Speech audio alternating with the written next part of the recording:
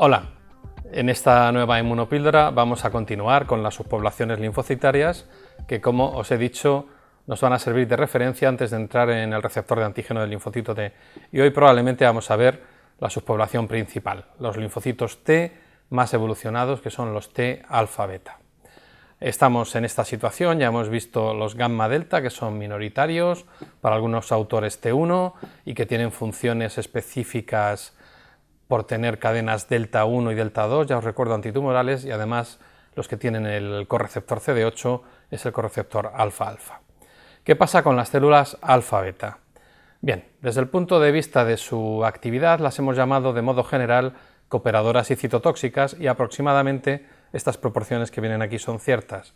Un 60% aproximadamente de nuestras células alfa-beta de la sangre son cooperadoras y un 40% vienen a ser citotóxicas. Estos nombres son en cualquier caso incompletos, porque vamos a ver en el transcurso de esta píldora que además de células cooperadoras hay otras funciones dentro de las que expresan las proteínas CD4 y que además de función citotóxica hay otras funciones también dentro de las células que expresan el correceptor CD8. Así que pues lo más correcto sería decir CD4 y CD8 más que hablar de cooperadoras y citotóxicas, pero es un convenio que utilizan muchos inmunólogos. Os diré que el CD8 de estas alfa-beta es mayoritariamente el CD8 evolucionado.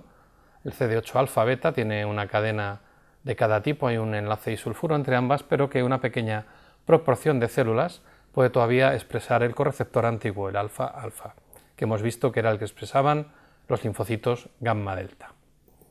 Bien, vamos a centrarnos en los linfocitos citotóxicos, o mejor dicho, los que expresan CD8. ¿Qué tipo de células son estas?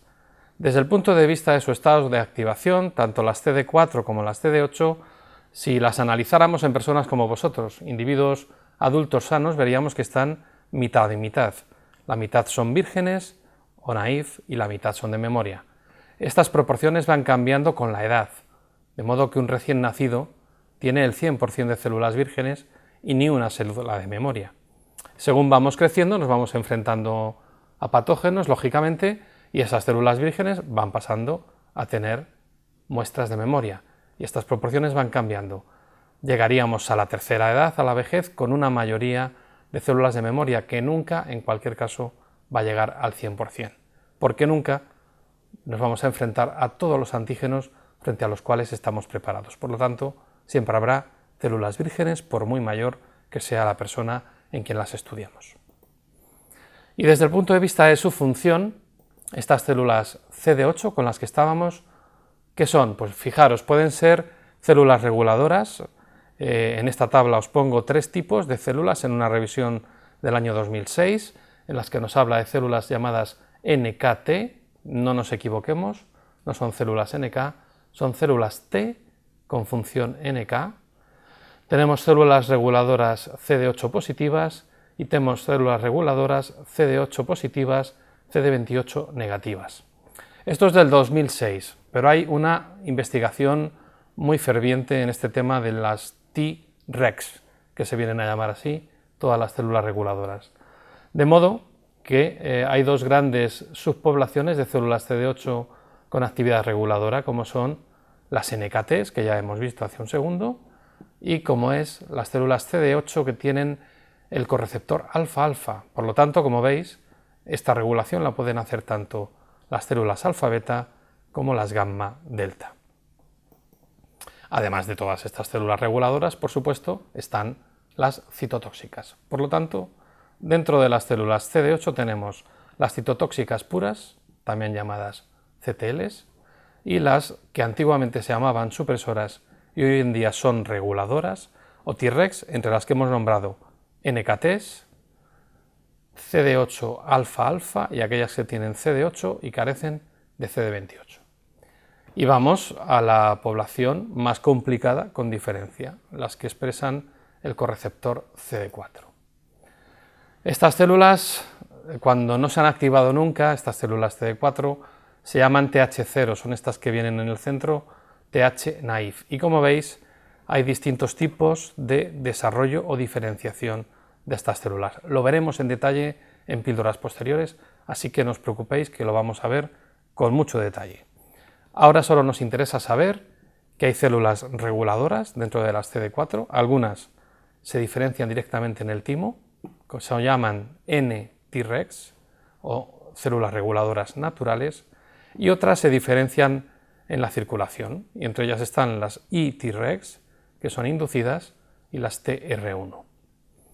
Pero además, dentro de las células CD4, cuando se activan, se pueden activar a células que cooperen con linfocitos B. Aquí se han identificado ya dos grandes subtipos, las llamadas TH2 y las llamadas TFH, que son las que están en los folículos linfoides. Por último, hay otro tipo de células o otros subtipos de células TCD4 que se pueden diferenciar en células proinflamatorias. Ahí tendríamos las TH1, las TH17, las TH9 y unas recientemente descubiertas que son las TH22. ¿En qué se diferencia todo este puzzle, todo este gran número de células TCD4? Simplemente en que todas ellas sintetizan citocinas, pero sintetizan citocinas diferentes. Insisto, lo vamos a ver con mucha más calma en píldoras siguientes. Ahora solo estamos dibujando los principales subtipos. De modo que tenemos las que no se han activado, las TH0, las que colaboran con linfocitos B, de los folículos linfoides THF, las TH2, las que son más bien proinflamatorias, TH1, 17, TH9 y TH22, y todas las reguladoras, ya sean centrales o inducidas en la periferia.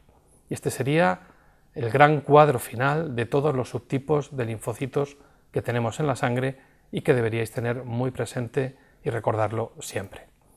En esta píldora en particular hemos visto los subtipos de linfocitos T alfa beta, los subtipos de linfocitos T CD8, los subtipos de linfocitos T CD4, cuáles de todos estos tienen función reguladora y cuáles tienen función efectora o memoria.